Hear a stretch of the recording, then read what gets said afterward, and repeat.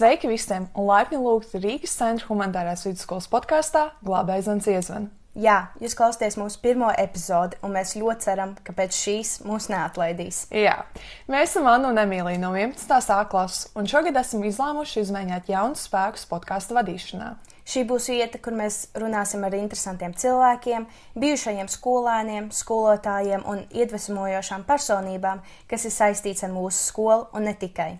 Un mūsu šodienas viešņa ir cilvēks, kas noteikti iedvesmo daudzus - Iveta Šnepa, mūsu skolas angļu valodas un teātra mākslas skolotāja, kā arī Rīgas Centra humanitārās vidusskolas absolvente, kurai bagāta ikdiena, jo apvieno skolotājas darbu ar ziņu vadīšanu no rītiem Radio Star FM. Mēs pārunāsim gan par viņas ikdienas darbu, gan par to, kā viņa atceras savus skolas gadus Rīgas Centra humanitārajā vidusskolā un kā šī skola palīdzēs viņai nonākt tur, kur viņa ir šodien. Tātad, iekārtojieties ērti, uzlieciet austiņas un sākam mūsu pirmo epizodi ar Ivetu Šnepu. ECHV skolēnu podkāsts. Sveiki! Sveiki! Tā kā jūs strādājat gan radio un arī esat skolotāji, kā izskatās jūsu tipiskā ikdienas diena? Man ir jāsaka tā, ka mana ikdiena, tāda darba diena ir ļoti strukturēta un ļoti saplānota līdz pat minūtei brīžiem, jo to prasa īstenībā gan mans rīta darbs radio, gan arī darbs skolā, jo radio ziņas sākās 7:00. Tas nozīmē, ka es nevaru atnākt ap 7:00. Un tāpat arī skolā stundas sākums ir konkrēts laiks, un es arī nevaru ierasties uz stundu kaut kad ap to laiku. Ja? Un līdz ar to šis ir teiksim, tāds ļoti strukturēts un vienmēr saplānots, detalizēts aplānots dienas režīms. Un ir tā, ka rīti līdz 10:00, jo 10:00 es parasti ienāku skolā. Tas ir tā kā ar zvanu 10:00. Ja? Un tas ir burtiski pa minūtēm. Ja? Un tā diena sākās ar radio. Tad pa taisno no radio es kāpju savā automašīnā un braucu uz skolu. Starp radio beigām un skolas sākumu man ir tieši stunda. Jā, tā kā man ir jāpaspēj atbraukt, atnākt, drusciņi pārslēgties no viena uz otru. Un tad es esmu skolā, un skolā es esmu ilgi. Un tad, kad es eju vakarā mājās, tad parasti ir pa ceļam vai kāds veikals, vai satikties ar kādu draudzeni, varbūt iedzert kafiju un papļāpāt, jo arī šis tāds ļoti dinamiskais dienas režīms un dinamiskais nedēļas izkārtojums, man ļoti bieži atņem laiku kaut kam citam, ir viss tikai darbs. Ja? Tad man mājās ir suns. Ja, un tas atkal uzliek kaut kādus pienākumus zināmus, un par to vienmēr ir jāparūpējās. Un man vienmēr, tad, kad es plānoju savu dienu, man vienmēr ir jāatcerās, ka man mājās gaida mans mīļais franču puika Čejs. Un jāpatur prātā arī viņa dienas režīms, viņa vajadzības. Un, bērni man ir izauguši un pieauguši, abi dēli ir. Viens dzīvo Amerikā, otrs Amsterdamā, Nīderlandē. Un līdz ar to par bērniem man vairs nav jāuztraucās ir vienmēr, bet nav vienkārši jādomā, ko es viņiem došu vakariņās ēst, bet par sunu toties ir jāpadomā. Ja? Un tad es aizbraucu mājās, izvedu pastaigā savu mīlulīti, un tad mēs abi iekārtojamies uz dīvānu un paskatāmies kādu seriālu, paklausāmies varbūt ziņas un tad līdz ar to, ņemot vērā to, ka man ir katru rītu ļoti agri jāceļās, man arī ļoti agri nāk miegs. Es pēc dabas esmu cīrulis, līdz ar to man tas dienas ritms ir ļoti piemērots un man nav nekādu iebildumu, jo citi var pīkstēt, tagad Dievs, cik 5:00 jāceļās un kā tu to vari, bet es to varu un tas man sanāk dabīgi. Un līdz ar to man nav nekādu pretenziju pret to, kāda ir šī mana diena. Vienīgi tas, ka man nāk miegs. Jo parasti ir tā, ka, piemēram, es atrodu Netflixā kaut kādu baigi labo jaunu seriālu, ko es tagad skatīšos, un es pavadu, piemēram, pusstundu tur meklējot, kas tas varētu būt, ko es skatīšos, un tad, kad es sāku skatīties, pēc 10 minūtēm es jau esmu aizmigusi. Jā. Tāda ir mana diena. Jā, izklausās ļoti saspringti, bet kas ir tieši tas, kas jūs iedvesmo katru dienu doties uz darbu un celties katru rītu 5? Ir tāds teiciens, izvēlies darbu, ko mīli, un tev nekad savā dzīvē vairs nebūs jāstrādā. Jā, piekrītam. Un tieši tas ir tas, kas mani iedvesmo, jo es esmu pateicīga Dievam un visiem augstākajiem spēkiem, kosmosa enerģijām un es nezinu visam pārējiem, kas ir sastājies tā, lai man kaut kā vienmēr dzīvē ir paveicies, ka es, teiksim, savas karjeras izvēles man vienmēr ir sanākušas tādas, kas man pašai patīk. Visi darbi, labi, izņemot vienu, ja? Visas darba vietas, visi darbi, ko es esmu līdz šim darījusi, man tiešām ir ļoti paticis to darīt. Un, ja tev patīk tas, ko tu dari, tad nav tā sajūta, ka tu strādā. Ir sajūta, ka tu vienkārši dari foršas lietas. Ja? Un gan darbs radio, gan arī darbs skolā man ārkārtīgi patīk. Un, ja man būtu jāizvēlās pēkšņi kādu dienu viens vai otrs, es nezinu. Ja? Tas ir tāpat kā kodu, kurā pirkstā grib, visi sāp. Ja? Un es nevarētu izvēlēties, jo tieši tas mans darbs arī mani iedvesmo. Man iedvesmo mani kolēģi, man iedvesmojat jūs jaunieši, jo man liekas, ka mums ir vienkārši kolosāli jaunieši šobrīd. Respektīvi, būt mierā un saskaņā ar to, ko tu dari, tas arī ir tas, kas iedvesmo. Man iedvesmo arī daudz citas lietas. Es izēju uz ielas, spīd saule, Dievs, super, forši. Ja? Un cilvēks pasmaida arī forši. Ja, bet tieši par darbu runājot, ja, tas, ka es mīlu savu darbu. Jā, man arī liekas, ka galvenais ir jāatrod darbs, kas tev ļoti, ļoti patīk, un tad tu vispār jūties starā. Jā, un tas ir arī tas, ko es lietišķajā angļu valodā ar jauniešiem, tad, kad mēs runājam par darba meklēšanu un tādām lietām, šis teiciens, es neatceros, kas to ir teicis, bet droši vien kāds gudrs vīrs, ja, par to, ka ir jāatrod tas, ko tu mīli darīt, ja, un tad tu vari aizmirst par to, ka tu strādā. Jā. Un kāds ir jūsu rīta rituāls vai ieradums, bez kā jūs nevarētu sākt savu dienu? Vairāki. Tādi ir vairāki. Pirmais ir man modinātājs zvan 5. Un tas pirmais ieradums ir, ka es parasti to pirmo zvanu tā kā atlieku, ja, un vēl kādas 8 minūtes apmēram pavārtos pa gultu. Tajā laikā es tā kā lēnām mēģinu saprast, saplānot, kas man tagad ir jādara.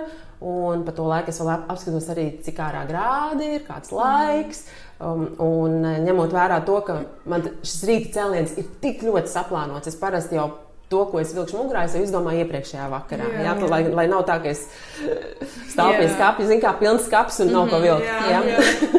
Un tātad viena lieta, ko gan obligāti es izdaru katru rītu, ir es izdzeru glāzi ūdens. Ok. Ar citroniņu, ja ir. Ja nav, tad vienkārši. Jā. Jo mēs zinām, ka miegā mēs ļoti dehidrējamies. Jā, dehidrējamies. Un šķidrumu uzņemšana un ūdens dzeršana ir ļoti svarīga. Ja? Un nākamais, tad 4. lieta, ko es arī vienmēr izdaru, ir ieslēdzu kādu ziņu kanālu, tas ir CNN vai BBC, un gatavojoties, taisoties uz darbu, man fonā skan, un es apmēram jau tā kā varu saprast, par ko man būs ziņās jāziņo. Interesanti, jā. Labi, tā kā mēs sākumā arī pieminējām, ka jūs esat absolvējuši šo skolu, tad kā jūs atceraties savus skolas gadus Rīgas Centra humanitārajā vidusskolā? Kāda bija atmosfēra?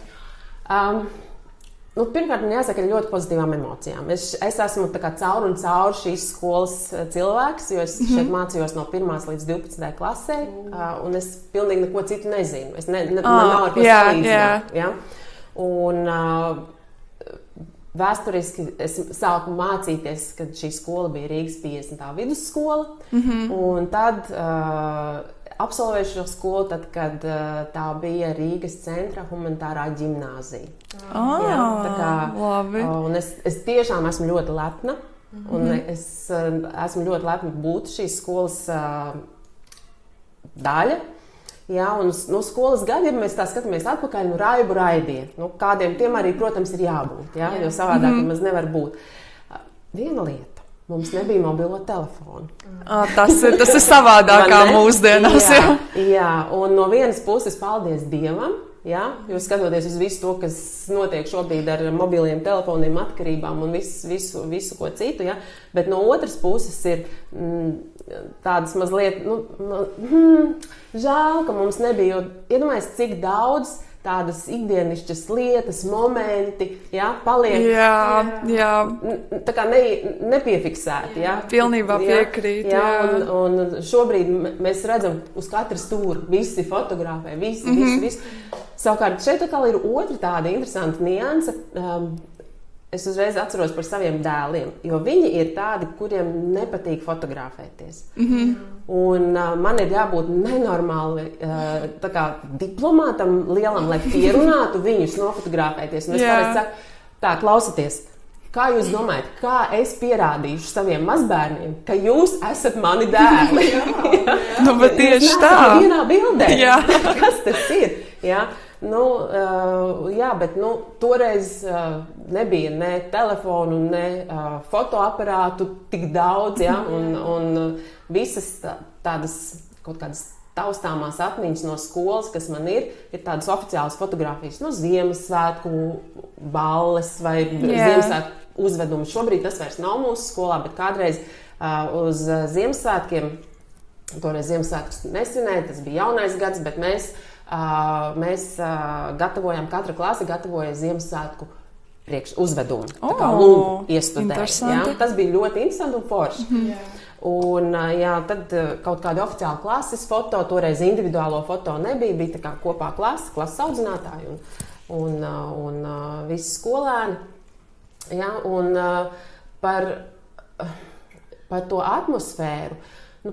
Principā jau atmosfēra nav kaut kas tāds, kas mums tiek uzlikts vai kas kaut kur uzkrīt mums no gaisa. Ja? Tas ir tas, kā mēs paši to atmosfēru veidojam. Ja? Tas ir kaut kas tāds, ko mēs paši veidojam. Un līdz ar to man jau šķiet, ka atmosfēra būtībā ir līdzīga. Un tas, man liekas, runā par to, cik noturīgas ir tās mūsu skolas vērtības. Ja? Tas, kas bija toreiz svarīgi, ja, varbūt toreiz tas nebija tik ļoti, tas nebija uzrakstīts uz papīra, ja, skolēns, skolotājs, ja, tradīcijas, ja, bet tas tomēr bija, un mēs to visu ievērojam. Un es atceros, ka man ienākt skolā, man skola vispār likās tāda ļoti īpaša vieta, un es atceros, ka pirmā klasītē tur sagatavošanas grupiņās, man ienākot skolā, man pirmkārt skola likās milzīga. Tagad man vairs viņa neliekas tik liela, bet toreiz man viņa likās milzīga. Un tāda tā kā, es izjūtu tādu tā kā godbijību. Man likās, tas ir kaut kas īpašs šeit būt. Ja, bet tas bija tad mazākās klasēs. Tad, kad tu jau esi vidusskolā un tu jau esi apbružājies un pieredzis un viss jau ir forši, ja, tad tu vairs par to tā kā nedomā. Ja, bet tā atmosfēra tomēr man šķiet gan toreiz, gan tagad ir ļoti līdzīga. Tas, ko es redzu skolas gaitiņos šobrīd, es to pašu redzēju arī tad, kad es pati šeit mācījos un biju skolniece. Ja? Tas par atmosfēru. Jā. Vai ir kāds skolotājs vai notikums RCHV laikā, kas jums ir palicis īpaši atmiņā? Šeit. Cik mums laika ir? Ir laiciņš. Te man tik daudz ko stāstīt būtu. Es domāju, ja, un es nevaru saprast, kas būtu tas pats svarīgākais, ko man pateikt, jo tie notikumi un ar skolotājiem laikam ir vieglāk. Tad ir 2 skolotāji, kas man ir ļoti palikuši atmiņā un joprojām es par viņiem šad piedomāju. Tā ir mana 1. klases audzinātāja, skolotāja Aija Jēgere. Viņa mūs audzināja no 1. līdz, manuprāt, kaut kādai 7. 8. klasē. Un tad mana angļu valodas skolotāja, kas man angļu valodas skolotāja bija no 1. līdz 12. klasē. Viņa visus gadus mani mācīja, skolotāja Zaiga Čerkovska. Un viņa ir mans skolotāja etalons. Jo man liekas, ka viņa ir, man liekas, viena no labākajām, ja ne pati labākā skolotāja, kāda man vispār dzīvē ir bijusi. Jā, un varbūt arī no viņas iedvesmojoties, es esmu šeit, šobrīd. Tas par skolotājiem, par notikumiem. Šobrīd mēs esam skolas 140. Jubilejas sezonā, un varbūt tās ir vērts atcerēties to, ka es piedzīvoju skolas 100. Dzimšanas dienu. Un toreiz es biju vēl pavisam kaut kādās jaunākajās klasītēs, bet toreiz skolas dzimšanas dienas pasākums vai koncerts notika Nacionālajā operā. Un man tas likās kaut kas. Tā ir arī pirmā un līdz šim vienīgā reize, kad es esmu bijusi Nacionālās operas aizkulisēs. Ja? Un es neatceros neko daudz no tā, bet es atceros, ka es stāvēju uz Nacionālās operas skatuves, koras skolas bija un mēs dziedājām. Jā. Un vēl ar to operu saistīta ir laba tāda atmiņa, jo mana vecmāma pieradināja pie teātriem un operām. Viņa bija ļoti liels tāds kultūras cienītājs. Un es jau no mazām dienām tiku vēsta uz teātra izrādēm. Manai vecmāmai bija visi abonementi visos teātros, kas toreiz bija. Bet operā, starp mums meitenēm runājot, man ir aizdoms, ka manai vecmammai bija romāns ar to operas galveno cilvēku. Jo tad, kad mēs gājām uz operu, mēs vienmēr sēdējām prezidenta ložā. Un mēs tur bijām vienīgās 2. Tā kā noteikti kaut kas bija. Tie bija padomju laiki, tas nebija kaut kā tur. Tur nebija tik viegli tikt prezidenta ložā. Jā, labi, tas ir par to vienu lietu, kaut kas sasaucoties ar to, ko mēs svinam pašreiz. Jā, bet vispār visi tie piedzīvojumi un notikumi, kas ir bijuši skolas laikā, man liekas, grāmatas vērti vai filmas vērti noteikti. Piemēram, kā mēs ar manu klasi, es domāju, tā bija kaut kāda, varētu būt 10. klase vai 11. klase. Kad mēs brīvlaikā, tas bija ziemas brīvlaiks, nevienam no skolas nesakot, mēs aizbraucām bez skolotājiem, bez vecākiem. Mēs aizbraucām vieni paši ekskursijā uz Sanktpēterburgu ar nakts vilcienu. Mēs sarunājām skolu, kas mūs uzņēma. Jā, un par to nezināja neviens. Vecākiem mēs teicām, ka mēs braucam ar skolotājiem. Un mēs aizbraucām. Jā, un tad mēs pavadījām 2 dienas laikam Sanktpēterburgā, un forši mūs uzņēma skola Sanktpēterburgā. Un viss, jā, bet tas bija tāds notikums, nakts vilcienā bez skolotājiem. Tas bija kaut kas tāds, kas mums visiem likās, mēs to izdarījām. Tad vēl tādas labas atmiņas no skolas laikiem ir skolas, man liekas, tas bija pēc kaut kādas 7. klases varētu būt, kad mēs braucām vasarā uz nometni. Skola organizēja darba nometni. Mēs braucām uz Jāņmuižu, kur ir lauka tehnikums. Un tur mēs dzīvojām tā tehnikuma internātā, vai šobrīd skaitītos kā viesnīca droši vien, ja? Un mēs kaplējām bietes. Mēs par to saņemām naudiņu. Nosacīt, bet bija ok. Bet tas piedzīvojums jau bija tajā, ka jūs iedomājaties karsta vasara, mūs tagad izdzen tajās vagās. Tās biešu vagas, jūs nevarat iedomāties, ir bezgalīgas. Tu vienkārši neredzi galu. Un tev ir tikai tās, es tagad zinu, kā es tās biešu lapiņas. Ja? Tādas trīs tādas mazas lapiņas, un tev ir jākaplē un jākaplē. Un līdz tam, ka aizejot mājās vakarā, apguļoties gultā un aizvarot acis, tu redzi biešu vagu. Un, protams, neiztikām bez visādiem piedzīvojumiem arī tur, jo skolotājus mums patika mazliet pakaitināt. Un, piemēram, vakarā, kad bija jāiet gulēt, gaismas tika izdzēstas, visiem jāiet gulēt, un bija tādas atspēr gultas. Un mēs izdomājām, ka mēs, guļot gultā, mēs ieķeramies atspēr tajā pamatnē gultas. Mēs vienkārši sākam lēkāt ar to gultu mētājam sevi augšā. Nenormāli skaņa, čīks, tā, ka vienkārši šausmas. Un uzraugošie skolotāji, kas mūs tur pavadīja, tā bija, man liekas, skolotāja Bērtole toreiz, kas nāca skatīties, kas notiek. Un mēs apmēram zinājām, kur viņas istabiņa ir un cik ilgi vajadzēs, lai viņi atnāk līdz mums. Un kamēr viņi līdz mums atnāk, mēs jau esam sastīguši un mēs guļam. Un viņi paver durvis, viss kārtībā. Viņi aiziet prom, mēs pagaidām laiku un atkal aiziet. Vēl ar Jāņmuišu, kas man saistās, puiši zem logiem, protams, vietējie. Tas, man liekas, arī vēl šodien tā notiek. Ja? Bet brokastis. Mēs gājām ēst internātā brokastis. Un katru rītu brokastīs bija vārītas sardeles. Jūs nevarat iedomāties, kā man viņas bija piegriezušās. Es varu iedomāties. Es līdz šim brīdim, kad es ieraugu sardeles veikalā, man pilnīgi, es atceros Jāņmuišu. Man liekas, tas kaut ko pastāsta. Tas daudz ko pasaka. Tā, kas tad vēl? Tā, par ekskursiju pastāstīja. Jā, par Ziemassvētku ballēm. Ziemassvētku balles 12. klases bija tās, kas dekorēja skolu. Ja, un tad tas arī bija vesels piedzīvojums, jo mēs dekorējām aktu zāli. Un tas bija praktiski visas nakts piedzīvojums. Ja, mēs sākām pēc stundām un mēs pavadījām pusnakti šeit skolā. Un atkal savs šarms, ja, kad tu esi skolā naktī. Neviena šeit nav. Pilnīgi viss savādāk. Izstās viss kluss. Ja. Tā. Tie, manuprāt, ir tie...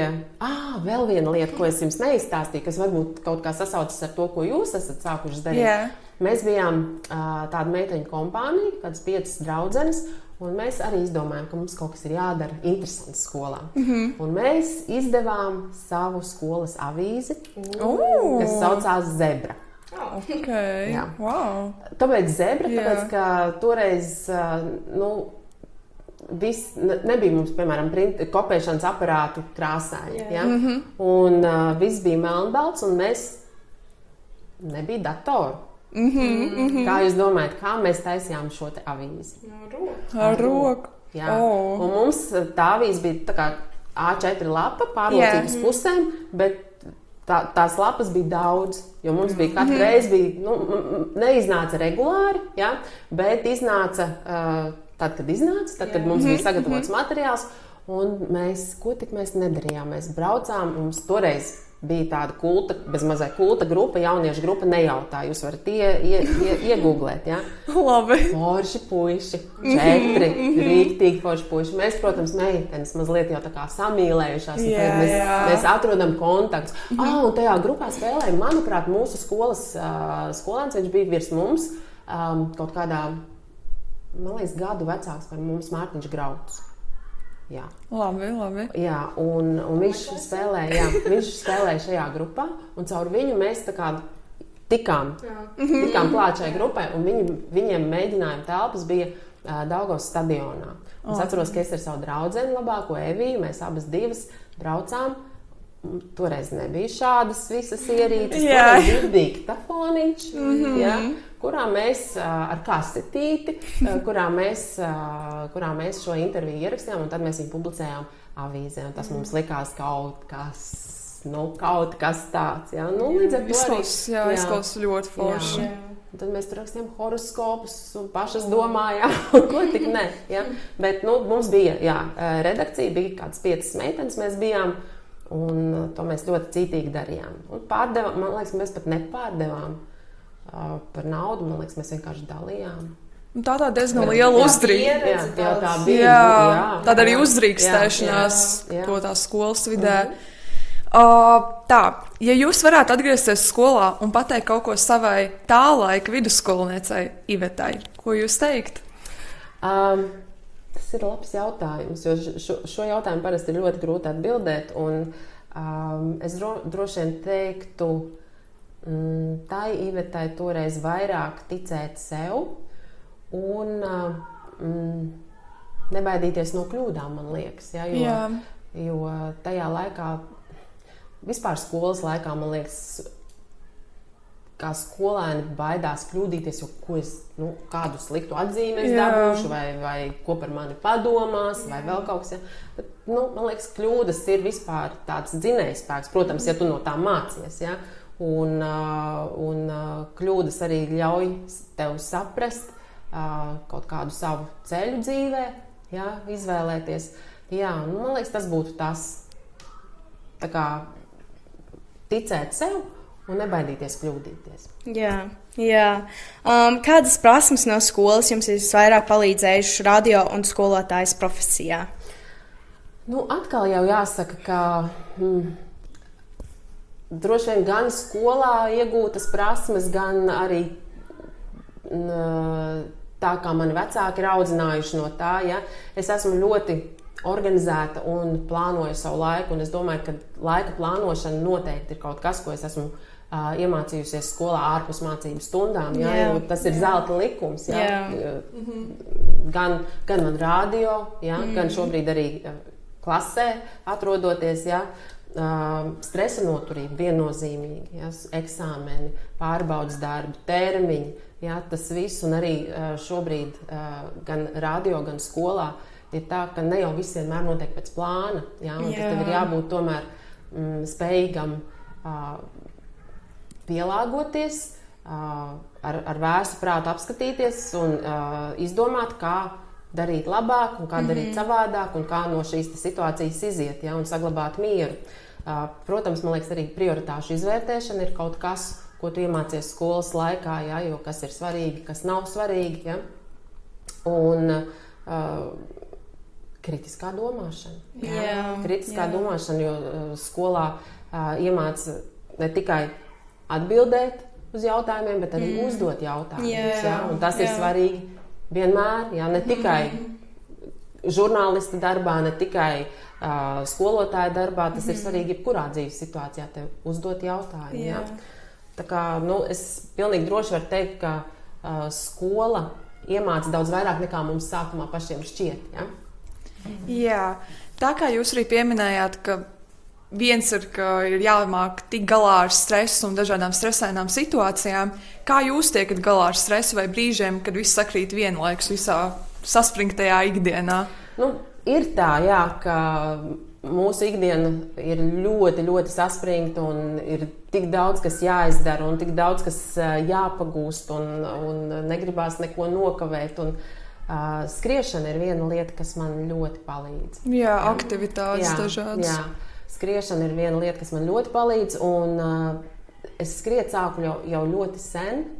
Man liekas, man vēl bērni nebija piedzimuši, jā, noteikti. Un vairāk es to darīju veselības dēļ, jo man ir veģetīvā distonija. Ja kāds zina, tas zina, kurš nezina, paldies Dievam, ka jūs to nezināt. Ja?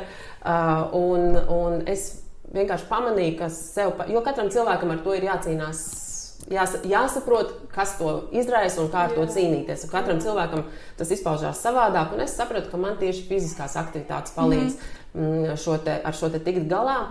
Un līdz ar to tā skriešana, un skriešana vispār, man tas ir